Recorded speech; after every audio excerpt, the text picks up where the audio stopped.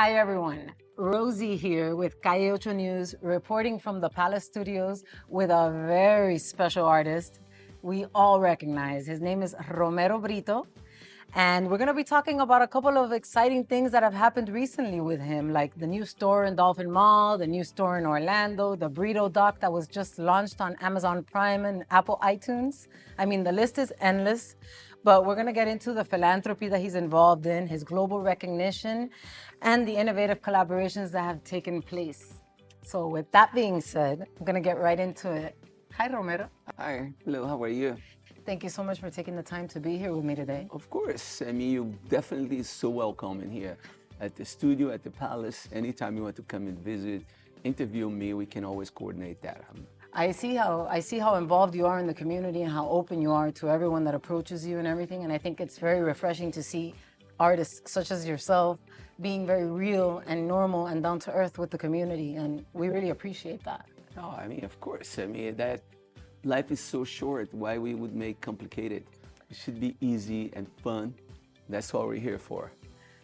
Spreading positivity and happiness, guys. That's what it's Yeah. all about. So let's start talking about these things.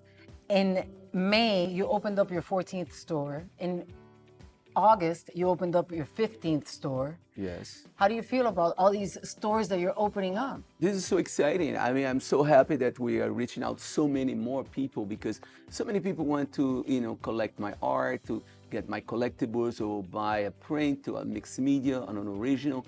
And it's so great that people can get straight on from us as well. Of course, that I sell work in galleries around the globe. And but I also think it's so nice that people, anybody, the public that want to acquire anything that brings my art in, they would have easy for them, easy access. Like going to the Dolphin Mall, you don't need to cross the city to come all the way to Aventura Mall or go to, Boca Raton or go to Orlando. So you get right there. Like we have a store in New Jersey, so people can just, if you are in New Jersey, you can just go to Short Hills Mall. If you are in Orlando and you're visiting from, I don't know, Brazil, any place in the world, and you want to get something of Romero Britto, you can get right there. So Are there plans for another I'm store so coming happy. up? Yes, we have lots of plans. And Lucas Vidal, the CEO, he's the one who is definitely working on this project with the stores, and he's very dynamic. He's a lot of energy, and so it's perfect. I do my art, and he's working on the stores and the business side of it, so it's perfect. Excellent.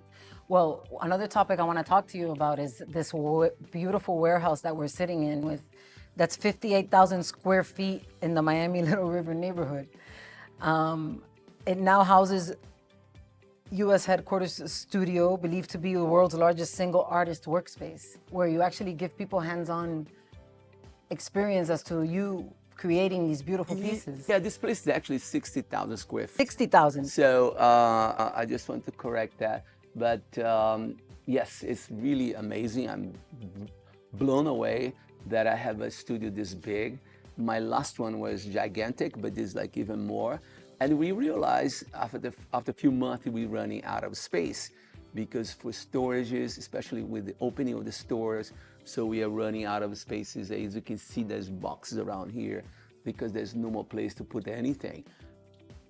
And but it's also very nice for the team to work in a place that's very beautiful, full of art. We listen to music all the time in my studio. The offices it's a really fun place. And of course that we would like to be open to the public, but we can't. So only special guests or collectors coming over or somebody that coordinate to come and visit, but somebody cannot just come and knock the door. But the idea would be in the future to have a place like this or this one here, or build a bigger one where we would be able to accommodate hundreds of thousands of people coming over with parking lot, a restaurant, and all kind of stuff. Excellent. Let's talk about the Britto Doc that just came out on August 29th. Yes. Tell me a little bit about the creation of that. What inspired you to even create the Britto Doc? I mean, Oh my It's a God. no-brainer because there's nothing that you haven't created. I mean, you're even in It- skincare now. I'm honored that you tell me that I created, because actually with some producers from LA that reach out and they like my story and they wanted to do a documentary. And that's how all it started.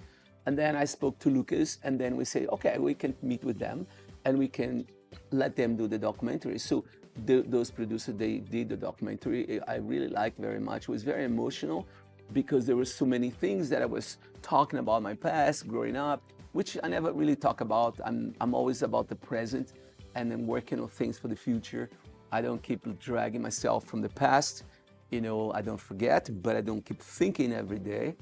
But when I embark in this journey with the producers to help them to make this documentary, which is an hour and a half, that was kind of bittersweet, because I have to go back in time. It was very emotional when I saw the first time.